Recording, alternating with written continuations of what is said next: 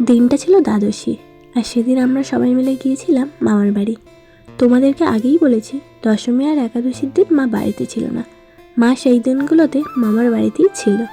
বিশ্বকর্মা পুজোর দিন আমার বড় মামা মারা যান, আর তারই শ্রাদ্ধ শান্তির কাজ পড়েছিল দশমী, একাদশী আর দ্বাদশীর দিন। বাবা যেহেতু পুজোর কাজে ব্যস্ত ছিল, তাই দশমী একাদশীতে বাবা যেতে পারেননি। একাদশীর দিন ঠাকুর বিসর্জন করার পর আমরা সবাই মিলে দ্বাদশীর দিন সকালবেলা বেরিয়ে গিয়েছিলাম মামার বাড়ির উদ্দেশ্যে।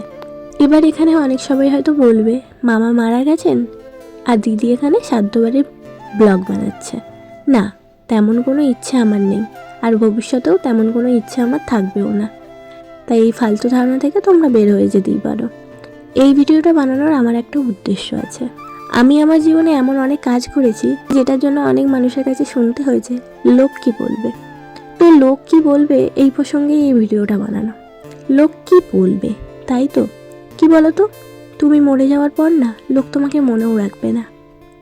তুমি মরে যাওয়ার পর তোমার বাড়ির লোকগুলোই তোমার আত্মীয়দের বাড়িতে গিয়ে নেমন্তন্ন করে আসবে, আর সেই মানুষগুলো তোমার শ্রাদ্ধেতে আসবে, একটুও শোক পালন করবে না। বিশ্বাস করো, শুধু বলবে ও মানুষটা খুব ভালো ছিল গো, মারা গেল, এটুকুই। এর বাইরে তোমাকে মনেও রাখবে না, তোমার কথা ভাববেও না।